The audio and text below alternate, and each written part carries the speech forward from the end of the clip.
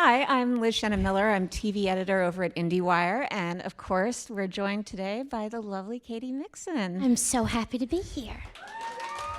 Thank y'all for coming. This is so fun. So we've got a bunch of audience questions. Give them to me. Yes, but Whatever you want to know. But let's just start off by having you tell everyone a little bit about your journey to becoming an actor. Oh my. Where to begin, Liz? Well, first you were born. Right. I am originally from Pensacola, Florida. I always knew that I wanted to do this. I just always knew it. Some of the huge influences in my life was Carol Burnett, Lucille Ball. I grew up watching them at Nick at Night, late at night. And so I knew that I wanted to get training and do this. I knew I wanted to do it for the longevity of it. And I grew up, with musical theater and all that kind of stuff. So long story short, academics were really not my thing. I knew I needed to graduate. So my senior year, I was very, very blessed. I got a huge honor called National Federation for the Advancement in the Arts. Like 1,000 people give their their audition video. I gave it, and they choose 10 out of 1,000. And so I was chosen, and I couldn't have been more grateful. So I went down to Miami, Florida, and I got adjudicated, and you kind of go against yourself.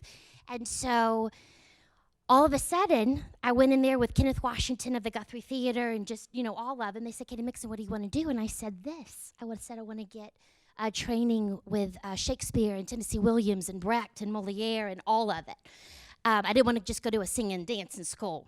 And they said, Carnegie Mellon Conservatory has their last audition date in Atlanta, Georgia in 2 days. So I went home and told Donna Lee, my mom, and the rest is history. I went to Atlanta, Georgia, and I think it was at the Marriott, auditioned for them on their tour. And I went in there and gave them 4 monologues and 3 songs, and I trained there in Pittsburgh. And so then I did that for 4 years. It was everything. My very first job, summer stock was a huge thing. I didn't know what it was until I was up in it. And so the first beginning job ever was when I was 19 years old. I'm from the South, so that was a huge situation in a conservatory because you have to get rid of the accent. And so it was a process, but I did it. And I got Calpurnia in Julius Caesar at the Utah Shakespeare Festival. And so I did that for 4 months and got paid $250 every 2 weeks. I cried every time because it was no money. And I was understudy to Ariel in The Tempest, and then Isabel and Pirates of Princess. I did 10 shows a week. And that was the beginning. So, yeah. That's wonderful.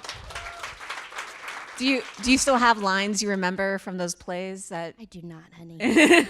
I wish I did. I'm sure something could spark my memory, but I don't. I don't right now. No, of course. Yeah. I mean, so you're transitioning from theater to on-screen work. What was a big part of that? It was real crazy. I did a showcase. At the end of senior year, you do a showcase in New York and Los Angeles. I didn't know anything. And so, but I knew I wanted to do it. I wanted to entertain. And so I got very, very blessed. I was just so unbelievably fortunate to get with the most wonderful management company, an incredible agency. And they were all, bi-coastal. But I just knew I was going to go to New York. I was like, I'm, going to do New York. And one thing led to another. And Los Angeles was where it was at. So I had never been, and I came here, and I was real green. Real green. I used my eyebrows a lot. I had a lot of facial expressions. It was a whole situation. And so everybody was like, she's green. What are we going to do? I think I went in for Mr. and Mrs. Smith. Went in for Mr. and Mrs. Smith back in the day, got a call back.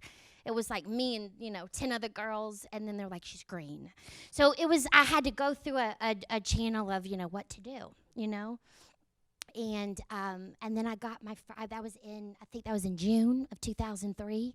And then I got my first job ever on a show called It's All Relative, and I got fired. I played Susie the waitress. They didn't need Susie the waitress. I had 7 lines, and for some reason, the director hated me. He did not dig me at all. I don't really know why. I was real prepared. But I totally got fired. Still got paid, which was lovely. But I was on the Paramount lot, literally, and they're like, Katy Mixon, they called, and I'm eating cantaloupe in my trailer. And they were like, honey, Susie's not needed anymore in this episode. And it was Dunsky. Sobbed my heart out. Sobbed. Then I got Frasier, and then it was a dating situation with him, and he thought he was lovely, and but he thought that he's gonna look like a pedophile. So we got fired from Frasier. I still got paid. So then my third situation happened. I got a pilot, and I played Audrey, and it was called Marriage 101. It did not have the chops to go to prime time, but I got it, and that was the beginning. So, yeah. I hope that wasn't too long-winded. No, Okay. no, it's fascinating. Just kind of giving you the background. Yeah. Well, I mean, I feel like that's, the journey of any actor is a lot of, and then I got fired sorts of stories. Totally. And you also mentioned the idea, when you first came here, you were pretty green. How does that go away? How does that go away? I think I tapped into, my instincts. My instincts were always happening. Do you feel me? I just had to understand it's not for 2,000 people. It's for one person, and the camera's right there. I had to just learn quickly, but I'm a quick learner. I learn very quick. So I adapted. I'm an adapter. I always have been, no matter where I am. So I hooked in, and I got it, and I was like, I'm on to it. Before y'all are onto it, I'm onto it. So I handled it, evidently. Fantastic. Tried to. I'm going to go to our first audience question. This is from Felicity Smith. Love it. And Felicity Smith, if you want to wave hello. Hi, Felicity. How are you? But Felicity would like to know, how do you feel about working in TV? Felicity, I'm having the time of my life. It is heaven. It is absolute heaven. It's quite special to be able to do what you love to do, And I, every single day, could not be more grateful. And it's so special to be able to be given a role. I've been really, blessed. I've been able to do roles that I just adore and love. And so it's really amazing. Thank you for your question.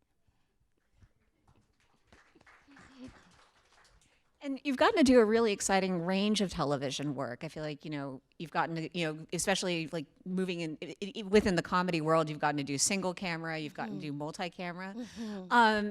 What for you is the difference between working in single camera versus multi-camera? Multi-camera is theater. It is theater in the round. It is immediate. If they're not digging that joke, if you need to do it different. I love it. I adore multicam. And then single cam is just like you're doing a film. It's literally you shot as a film. And I adore a multicam very much. It's where my heart is. But I am embracing the single cam. I really, really am. Got no other choice but to embrace it. I'm in it now. Well, I've spoken with you before, and you've talked about how special American Housewife is for you as a show.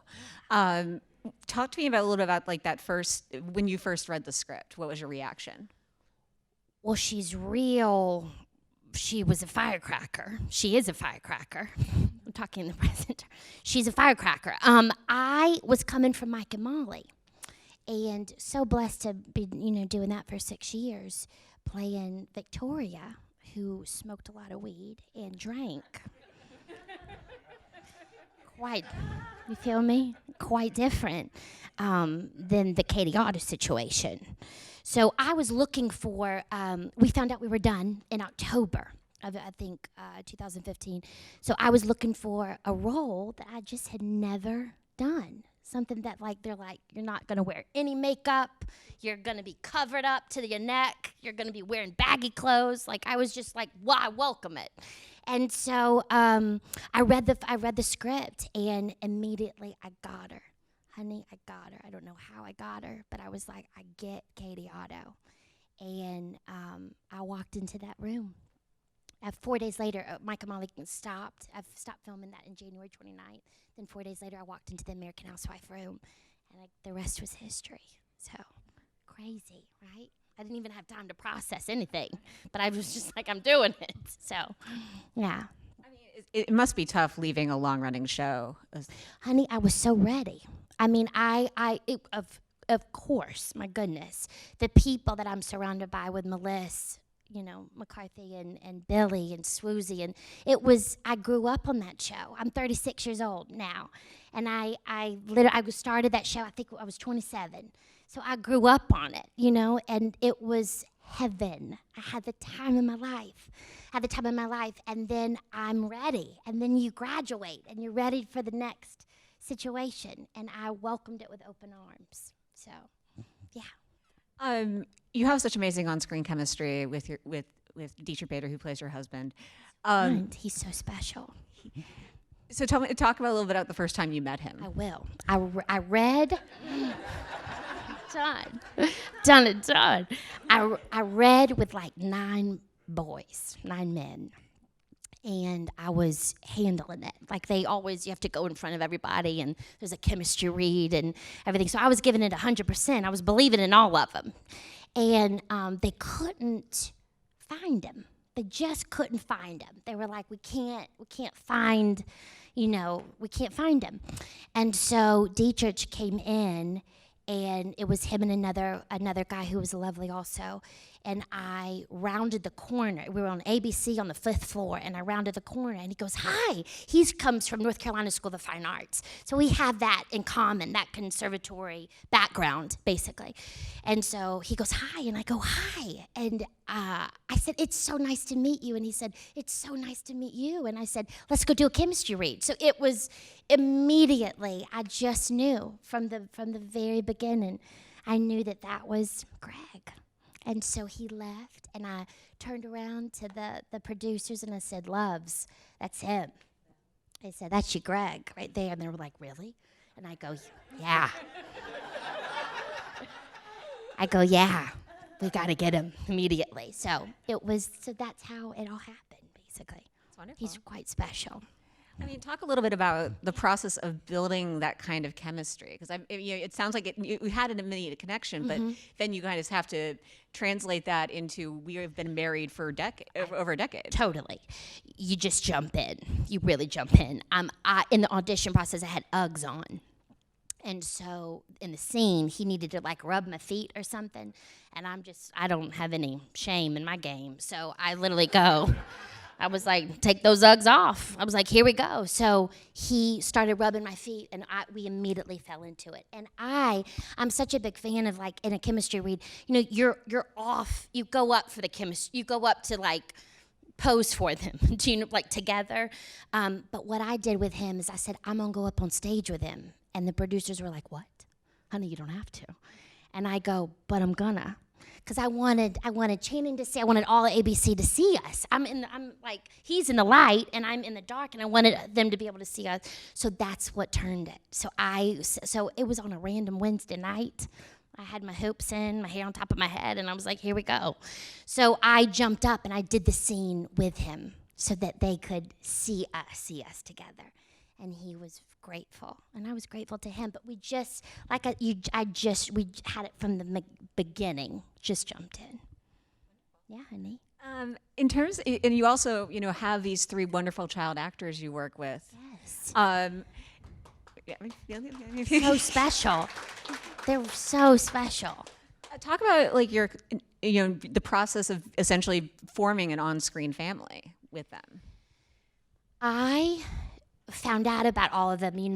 I got cast, and then they were getting it all together, and I would come in each time, and Kenny Schwartz and Rick Weiner and Sarah Dunn, they were like, we got we got Julia.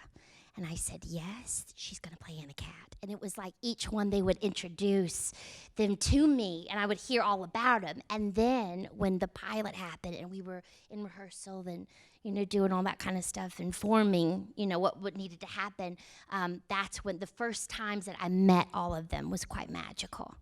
I had immediate connection to Daniel. I just got him. I don't know what it was. He was like, hey. I was like, what's up? And then Julia, she was coming out of her costume fitting, and I was going in, and I said, are you my Anna Cat? She was like, yes! And ran into my arms. I know, real special, real special. And then sweet Meg Donnelly, who's just incredible. She's magical. She's musical theater, so her background's totally musical, like what I came from. So she's really special. Yeah. Now, would you say that they're very different from the characters they play? I would. Well, Daniel, I don't think. I think he's slightly close to Oliver in a little bit of the sense. Meg is quite different than her character. And then Sweet Julia is not at all like Anna Cat. But she's very, they're different, totally. That's great. Yeah. I'm going to take another audience question. Please do. This is from Bernadette. Hi, Bernadette. Bernadette would like you to know that first off, you were super hilarious. Thank you so much, Bernadette. And secondly, hi, honey. That's Bernadette. Hi. And then, how did your acting training prepare you or not for such large roles? Great question, Bernadette. I got technique, right? So when you go into a conservatory, I was kind of a wild card. I walked in to conservatory. I attack everything. I don't question it. I immediately go with an instinct. I'm not real method. I do my research, God bless. But when I was at conservatory, I just truly, they didn't know what to do with me, basically. They didn't quite know what to do with me because I have a Southern accent, who I am, and then I would immediately switch it or immediately transform into, a different character. And they didn't quite know what to do, but they welcomed it. And so that's what was really, really special. But they honed it in. So I had to learn text work. So you have to learn what's your objective, what you want. How are you going to tickle the tease? How are you going to get that, situation your way? And what was difficult for me was I would just do it. I wouldn't need to write it down. And had to write it down. Had to learn how to write it down. So I would do something, and they would say, Katy Mixon, yeah, you just got an A+. What did you do? And I said, I don't know what I just did. It was the worst. So that's what it helped me with, Bernadette. It helped me be able to, when a million things are going on, and it is 104 degrees outside, like in the nap. It was very hot. And I am able to focus and be true and be present and be real and bring it up off the page. So that's what it helped me do, hopefully. Yeah. You're welcome. I want to ask a small technical question, but it's Please always one do. I'm interested in when it comes to a show that has this much voiceover. Yes. So when it's written in the script, of course, so it's there. Mm-hmm. When you're in production, how much are you thinking about the fact, there's going to be a line over this scene? It's quite crazy. It's a whole thing, really. Sometimes I'll be like, they say it out loud. Someone will say it. My stand-in, who's lovely, she'll say it sometimes, and everything while they're filming me. Sometimes I'll just say it in my head. Sometimes when I'm just in the mood, I'm like, I'll do it. I got it. And we're in the 17th hour. Yeah, but that was interesting, beginning to work with the voiceover. It took me a hot second to learn how to do it, and then I learned, I think. Yeah. Was this your first experience with that then? Yeah, I think it was, honey. I think it was. I can't think of another project or something that was this heavy with the voiceover situation, but yeah. I mean, you have done like a lot of voice work, which I know is a very different sort of acting. Yeah, it's a whole thing. I have not done a lot. I've done some, but yeah. A lot of people think that I've like done like so many, but I've done like sporadic. It's been sporadic, like here and there. Do you know? And I love that too. Yeah. I mean, in comparison to a lot of other voice actors, Yes. I think who have done, whose resumes are hundreds of credits long. Completely. Yeah. Yeah. I'm going to go to another audience question because I Please do. think this is something that we all want to talk about a bit, which is, has playing Katy influenced or changed your approach to motherhood? This is from TQ Gaskins, and because in case you didn't know, you knew, but in case the audience doesn't know, you were pregnant pretty much the entire first season of filming. Yeah. Guys, I just had a baby 4 weeks ago. Kingston! Thank you, loves. Honey, it's crazy. It's crazy. A lot of it is taken from Sarah Dunn, who's the creator of the show. A lot of the situations and the kind of experience she finds herself in is taken from her experiences. Her and I, in real life, are real different. We look at life just in a different, she's lovely. We're two different people. And in the beginning of while I was filming it, I was like, well, I'm not gonna be that kind of mommy. Like I'm gonna do it different. But I welcome whatever you need me to do. Do you know what I'm talking about? And so, right. So, that being said, everything goes out the window. I don't know what is going on. I am in my 4th week with a newborn. I don't know anything. I don't have it together. My first time to come out in civilization today. So we're all in it together. So I mean, true humble pie. Like, I don't know what is going on. I'm breastfeeding, which is an amazing situation, and that's all I know. So I'm taking it day by day. I'm taking it day by day, but going back, let me tell you, going back into that season 2, I'm gonna be real ready. Do you know? Just like totally understand. Now I get it. Now I really understand it. Before I'm acting, right? I'm acting, but it's a whole another situation, right? Loving my life, adoring my life. It's just a whole thing, as y'all know. Well, talk about a little bit about filming while pregnant, which, I mean, being pregnant is pretty tough, and you made 23 episodes in season 1. Honey, I just did it. I just did it. I couldn't quite grasp what was happening until I think it was the end of January, and that's when he started kicking in the middle of scenes. So there's millions of scenes where Kingston is going to town and my belly, and I am trying to act my face off and not show it. So it was madness. It was really, really crazy. And then it got real intense towards March, when we started entering into March. March 17th was our last day. And I was like, can't do another day. I was like, it's been real, folks. So, yeah, it was crazy. It was crazy. But you just do it. I just did it, honey. I just did it. The one advantage I could see is that there's a lot of food around on a set. Totally. That's very true. About that... I didn't have any morning sickness, which is a massive blessing. No morning sickness whatsoever. And so I wasn't that hungry. Like, I think just because I was just working so much and the hours were so crazy, I didn't eat very much. And then comes March. So then I stopped filming, and there it goes. it all happened. It all happened.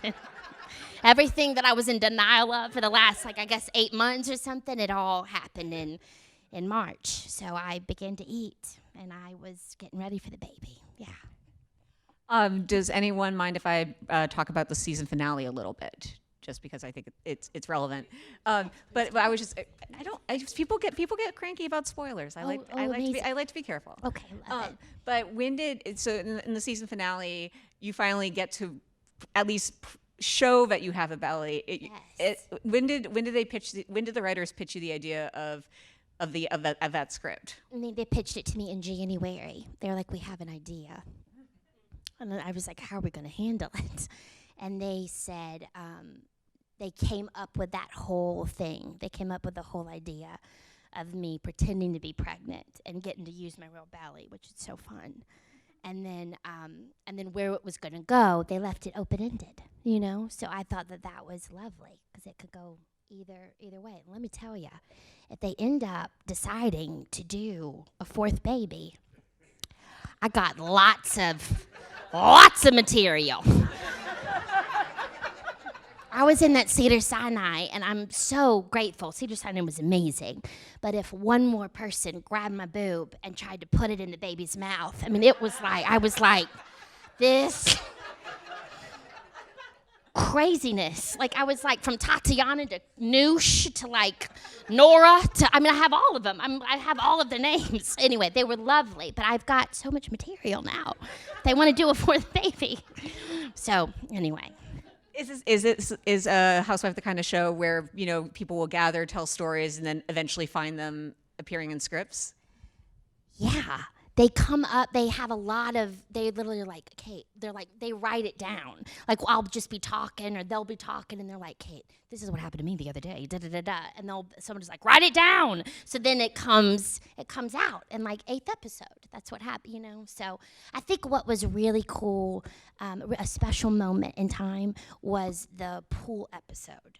The pool episode they wanted to do in August. For some reason, it got canned. It got not canned, but it got in the back burner, and then they brought it out again. So, because in the beginning, it's all about she's not a size 2. She talks about it, and then it's okay, we get it. We're moving on, and then it was amazing at the end to be able to kind of circle back around and realize what she's been going through. So I thought it was very special to kind of leave that topic and then circle back around to it. So yeah. What kind of feedback have you gotten about the show's exploration of what it's like to not be a size 2 in a size 2 world? It's been real fascinating. It's a whole thing. When I signed on, I didn't really think about it, but it's been wild. It's been quite amazing, honey. People relate. People really relate. And that is just the biggest gift. As an actor, to be able to be given a role where you dive into it. And, me, I'm quite different than Katy Otto. I've been a size 2 and a size 4 and a size 8, size 10. It's not my identity. It's just not. It never has been. And so for a lot of other people, it is. It is. And so what's been so special is I'm just a big fan of, you got to march to the beat of your own drum. You can't look to the left or the right. There's nobody else like you in this world. So anyway, it's been a very, very special thing to be able to be you're empowered. Put on that suit. Do you know? It's been a wonderful, wonderful ride. It really has been. Yeah. I'm going to take go to another audience question. Okay. This is from Adriana Bell. And she would like to know what was the most difficult scene you have ever done? Adriana, hi, honey. Oh, amazing. Thank you. Yes, hell or high water. What was the most difficult scene in American Housewife? Or most difficult scene?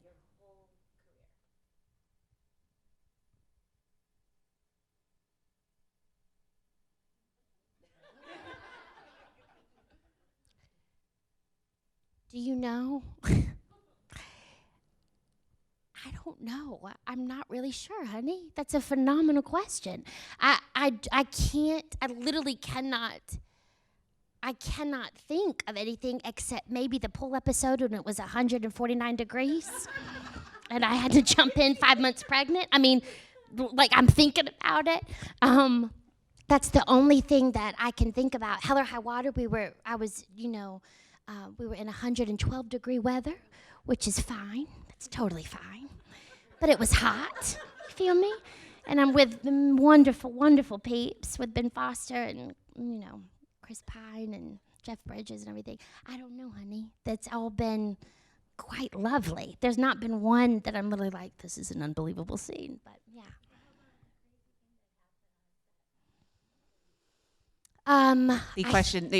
Yes. There's a question of like, what is the most unexpected thing you've found yourself having to do? Here we go. Ready? Drive Angry. Drive Angry, circa 2010. I'm in Shreveport, Louisiana with Nick Cage. And I'm playing a waitress. And you never know with those kind of situations, right? So I walked in. He was drinking a Red Bull. And I had to kiss him. He had to grab my neck, had to kiss him. It was a whole thing. It was a whole situation. But you just never know. So you're just like, I'm here. I'm giving 150%. Give it to me. Like, what do you need? And it was just so intense. It was hysterical. He grabbed the neck. He made out with my face. And I am like in it, and then he pushes me back. And then I like saunter back in the background. It was a whole thing. I don't know. I guess that comes to mind. Like what? Like something that you just like really don't know how it's gonna go. Don't know, what to expect. Yeah, that was one. And Nicolas Cage seems like such a chill, calm guy. Chill. He's lovely. He's totally lovely. Yeah, he's so great. I think with Mike and Molly, I didn't know how to do a bong. When it started, I didn't know how to do it. So we started Mike and Molly, and they were, honey, you're doing it wrong. So I had to learn. So without naming names, who taught you? The creator. The creator taught me. So God bless. We've got another audience, our last audience question, I think, from. Oh, okay. Do you have a question? All right. Oh, this is from Faith. Hi, Faith. I love your name. I'm all about that. Is this your favorite role you've ever played? It is one of the most special roles I've ever been given. I really, really love it. So yes to your answer. Yes to your question. That's great. Yes. So, but we do have another one from April Sugarman. Talk about it, April. So, as an experienced sitcom actress, do you have any advice or suggestions for women wanting to break into sitcoms? And there's a follow-up. You want to break into sitcoms? Yeah, honey. I think that my main, be ready for anything at any time. I'm such a firm believer of that. Be ready, and you're able to, when it's time to go, you're going to go. And we can't quite think on it. We can't quite meditate on it. Do you know what I'm talking about? Although that's important too. I'm just saying in this kind of situation, whenever that opportunity comes to you or comes knocking, you trust that instinct and you trust that gut and you jump 100%. And the second part to her question is, is there a piece of advice that you were given that made a big difference for you? Let's think.